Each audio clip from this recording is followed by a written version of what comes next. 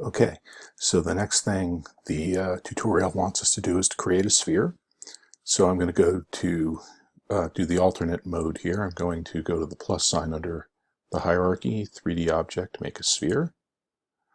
And if I look over here at the inspector, I can see that I'm at 0, 0, 0. And with my sphere selected, I'm going to frame that. And as the video points out, it's embedded there in the surface of the ground plane. So I'm going to make sure I'm in move mode. I'm going to drag this up, and I can see that I can get it much higher if I want to.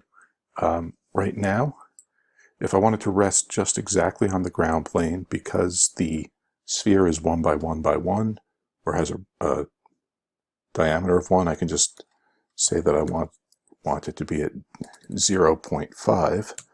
And now I know that it is resting exactly on the surface of the sphere, of the plane. So I'm going to pause for a moment.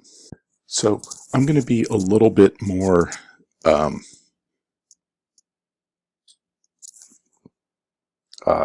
precise isn't the word. I'm going to be maybe a little more nuanced, isn't it? I'm going to add more commits than I ordinarily would. So here I am. I've just done something new. I've got the player object in place. I haven't renamed it yet, so let me change my sphere and rename this as player. And it's at the origin, except that we've moved it up, so that's good. I'm going to Alt-Tab over to GitHub Desktop. Oh, I'm going to come back into Unity. I'm going to save. Now GitHub Desktop is like, oh, a change has been made to the minigame file because this player sphere exists in there. And I'm going to call this thing add player sphere. And I'm going to commit that to master. If I look at my history, now there were the original 2 that I pulled down from GitHub, and I've now added 2 new commits.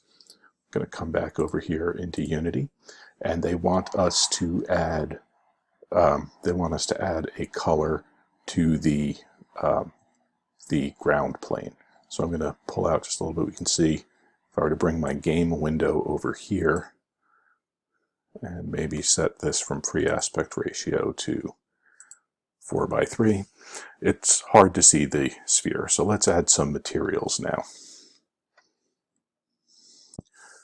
Okay, so I've added the player object. Now I'm going to come down to my project menu down here with the plus sign, and I'm going to create a new folder. And oh, I created this folder in the scenes folder. So I'm going to actually drag that new folder over to assets. And I forgot to rename my new folder, so I can name that materials. And then with my materials folder selected, I will go ahead and make a new material. And here I have a new material. I will name this thing background, because that's what they want us to name it in the that's what they want us to name it as it was described in the video. So I now have this background material, and they told me to change the albedo, so I clicked on the color picker, and I'm just going to right now I'm in HSV mode. They gave some RGB values, so I'm going to go to RGB 0 to 255, and it was none on the red, and it was it 3264? It was pretty blue. Not a pretty blue, but fairly blue. So I'm going to close my color picker. I can see that I have a blue shade. I'm going to drag that onto my background, and my player object pops a little bit more. The last thing they had us do, and I'm going to put 2 things in this commit. I'm going to go to my directional light, and I'm going to swivel it around from -30. I'm going to bring it around to +60, and this will give us a better light. We can see here in the game window where if it was at -30, it's not quite giving us the lighting that we want. So we'll get a slightly better look by swiveling that light around. And there we go. So finally, I'm going to hit save. And what I did was Command S, but I could have gone to the File menu and chose the Save. My scene has been saved. I come over to GitHub Desktop. It says, hey, wait a second, there's been some changes. Some things have been taken out, the pink, and new things have been added. So there's some changes there. And also there's this new file, background material, so we have the information about that material object being added as well. And I'm going to call this one add material and change directional lighting. And I commit that to master. And I can now see, and maybe you can see this here, you see that small number 3 there? That indicates that I am 3 commits ahead of what's currently up on GitHub. So if I wanted to, like here, my history has 5 commits. I'm going to Alt-Tab over here to GitHub, and I'm looking at my repository.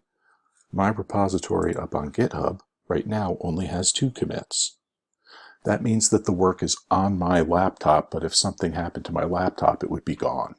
So I'm going to make one last change here. I'm going to go to GitHub Desktop. I'm going to push these changes to Origin. When I push these, push, it now will say